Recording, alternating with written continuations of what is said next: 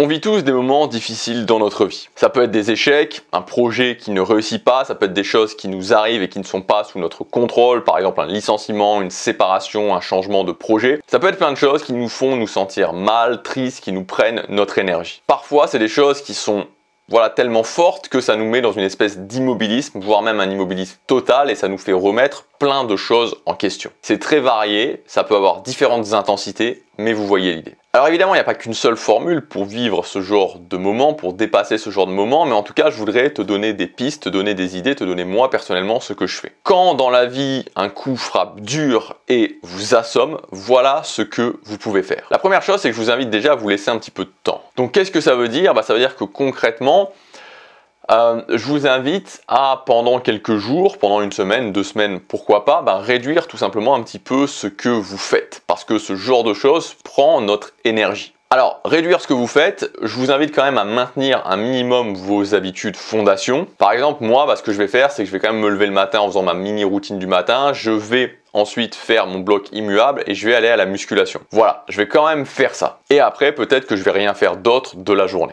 Et en même temps, ça me permet de vous dire que c'est vraiment important d'avoir une structure le matin que je vais pouvoir faire et qui va pouvoir me permettre de me maintenir dans une certaine réalité, c'est-à-dire de ne pas tout lâcher. Voilà, donc quand je me dis ok le matin, je me lève et ça peut être simplement de faire une demi-heure de choses que j'ai à faire, ok, ça me permet de coller à la réalité, ça me permet de me sentir peut-être un tout petit peu mieux, peut-être que c'est juste un tout petit peu mieux, mais de quand même coller à la réalité et de me sentir un tout petit peu mieux et de pas tout lâcher. Voilà, réduire ce que vous faites, mais maintenir quand même un minimum pour ne pas tout lâcher, parce que sinon, si on lâche tout, ça peut être difficile après de reprendre. Ensuite, au-delà des actions, vous laissez un petit peu de temps aussi pour ne pas prendre directement des décisions. Très souvent, quand il y a un impact, on a envie tout de suite maintenant de prendre des décisions, sauf que c'est souvent à ce moment-là qu'on est très engagé émotionnellement et que donc c'est là qu'on prend les pires décisions. Je vous prends une analogie qui peut sembler rien à voir, mais pourtant pour moi elle est vraiment parlante par rapport à ça. C'est l'analogie du crash boursier. Vous savez, quand il y a un crash boursier, quand il y a les actifs boursiers qui descendent d'un coup comme ça, où ça perd moins 20, moins 30%, en fait ce dont on s'aperçoit, c'est que c'est à ce moment-là où les gens prennent les pires décisions. C'est-à-dire que c'est à ce moment-là que souvent, ce que nous disent les données, ce qui se passe quand il y a un crash boursier, c'est que vous avez une majorité des gens qui vendent quand c'est au plus bas, parce qu'ils sont trop engagés émotionnellement, puis ensuite, quelques jours, parfois quelques semaines après quand ça remonte, vous avez les gens qui rachètent. Donc en fait, vous avez des gens qui vendent quand c'est au plus bas et qui rachètent quand c'est au plus haut.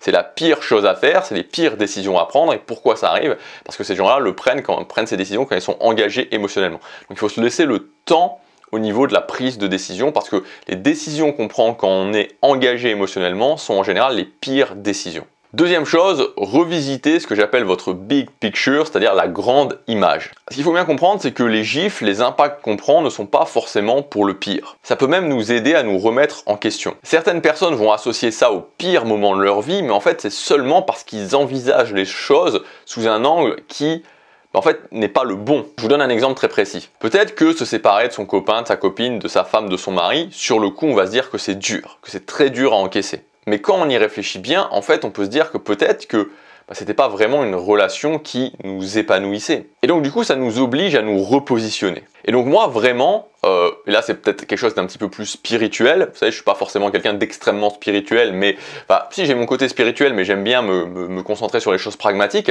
Mais vraiment dans cet aspect spirituel, moi j'aime bien voir en fait que les claques qu'on se prend, en fait, c'est souvent une indication quand on regarde bien. C'est-à-dire que j'ai trop laissé couler la situation et c'est, entre guillemets, la vie qui m'oblige à me remettre sur le bon chemin. Et moi, je vous assure que quand je laissais aller ma vie, pendant les 20 premières années de ma vie où je laissais complètement aller les choses, je me prenais des claques, mais souvent des claques énormes. Et je me disais, mais pourquoi ça m'arrive? Mais parce que je laissais aller les choses. Et donc, au bout d'un moment, vous êtes repositionné automatiquement par la vie, par l'univers, appelez ça comme vous voulez. Parce que c'est le sens de la vie. Et ça vous oblige à vous repositionner. Alors que quand vous êtes proactif, et maintenant ça fait plusieurs années vraiment que je suis proactif par rapport à ça, j'ai tendance à me prendre beaucoup moins de claques parce qu'en fait c'est moi-même qui réfléchis. En fait, c'est moi-même qui réfléchis à me dire est-ce que je suis sur le bon chemin et qui essaie de me repositionner. Et donc du coup, ça diminue ces impacts.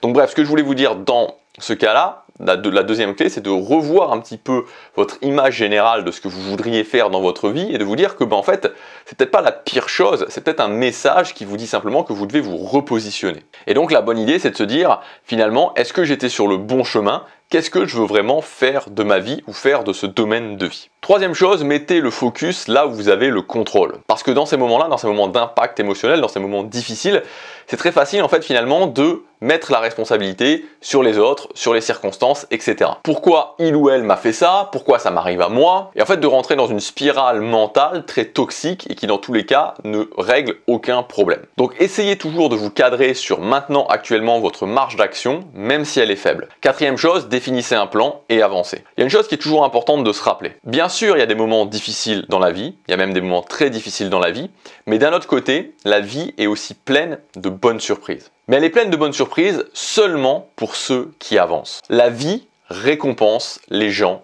qui avancent. Ceux qui stagnent, ceux qui sont dans l'immobilisme sont laissés sur la touche. Et ça, c'est vraiment important à comprendre et c'est vraiment une croyance à s'ancrer dans la tête. Ce que je veux dire, c'est qu'à certains moments, ça va être difficile, très difficile, vous allez douter, peut-être même que vous n'y croirez plus. Mais ressentez ces états-là, c'est ok de ressentir ces états-là, c'est ok de ressentir la difficulté, c'est ok de ressentir du doute, c'est même ok de ressentir parfois une perte de croyance, mais dans l'action. Entraînez-vous à agir même quand vous ressentez ces sensations. Parce qu'au final, agir quand on doute ou quand c'est difficile, c'est pas beaucoup plus compliqué en soi que de rester dans l'immobilisme quand on doute ou quand c'est difficile. Le seul truc, c'est de comprendre que la récompense est totalement différente sur le long terme. Voilà ce que je voulais vous dire, j'espère que ça vous aidera. Dans tous les cas, gardez en tête que c'est cyclique, on passe tous par là et on y revient tous au bout d'un moment. Gardez aussi en tête, comme je vous disais, que plus vous êtes proactif dans votre vie, plus vous-même vous faites le travail de vous repositionner vous-même, moins vous prendrez de claques. Quand vous avez, c'est pas toujours facile, mais quand vous avez assez de clairvoyance pour vous dire « Ok, je suis pas sur le bon chemin et je vais être proactif par rapport à ça », ça évitera des problèmes. Il y en aura d'autres, mais ça sera des problèmes que vous aurez choisis. Et n'oubliez jamais surtout que peu importe la situation où vous étiez, vous pouvez créer mieux. À partir du moment où vous agissez et que vous vous concentrez sur le quotidien, je vous laisse là-dessus, chaque jour compte.